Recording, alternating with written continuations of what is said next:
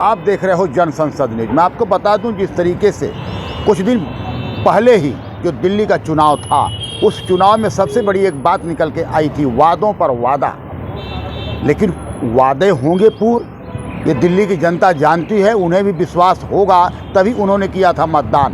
लेकिन सवाल उठता है वहीं एनडीएमसी के कुछ कर्मचारियों की मांगे थी जो लंबित थी, कई वर्षों से थी। इसके लिए मैं आपको बताते चलूं कि भगवान वाल्मीकि के मंदिर के सामने गृह मंत्री भारत सरकार माननीय अमित शाह जी के सामने और एनडीएमसी के वाइस चेयरमैन कुलजीत चहल जी के सामने, हॉनरेबल मेंबर अनिल वाल्मीकि के सामने जिस तरीके से डिप्टी सीएम प्रवेश साहिब वर्मा ने एक ऐलान किया था, उस ऐलान को मैं आपको बता दूं कि ऐलान ये था कि मेस्ट्रोल खुलेगा, टीएमआर होंगे आरएमआर, बचे हुए आरएमआर भी होंगे पक्के, और डेथ केस के जो करुणा मूलक के कर्मचारी हैं वो उनको भी किया जाएगा पक्का।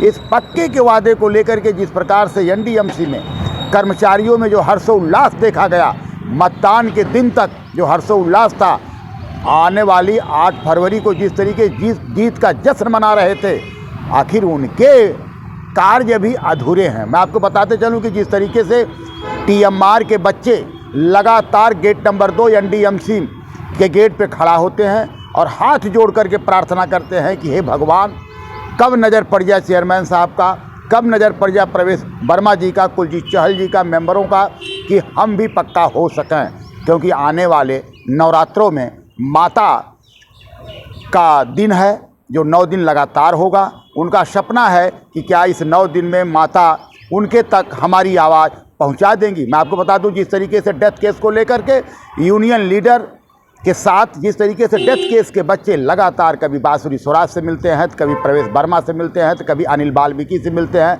कभी चेयरमैन साहब से मिलते हैं, और आश्वासन तो इन्हें मिलता है, आश्वासन तो उन्हें भरपूर मिलता है। जिस प्रकार से डेथ केस वालों का कहना है कि हमें आश्वासन मिलता है, लेकिन आश्वासन आखिर कब तक होंगे पूरा, सबसे बड़ी सवालिया निशान ये बात थी कि कब होंगे पूरा।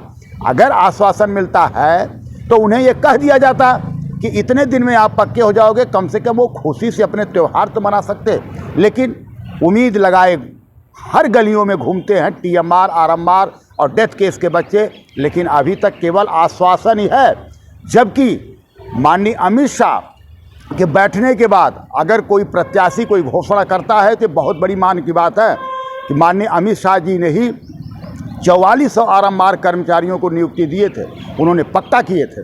उस उम्मीद में बच्चों को खुशी थी, लेकिन अभी तक पूरा नहीं हो पाया। देखना तो ये है कि क्या डिप्टी सीएम प्रवेश वर्मा का नज़र पड़ता है इन गरीबों के ऊपर और करते हैं उन्हें पक्का, ये तो अभी देखने की बात होगी। लेकिन आप देखते रहिएगा जन संसद न्यूज। अपना कमेंट बॉक्स में देना न भूलिएगा। कैमरा पर्सन जौहर पाल के साथ दिल्ली से दीनानाथ।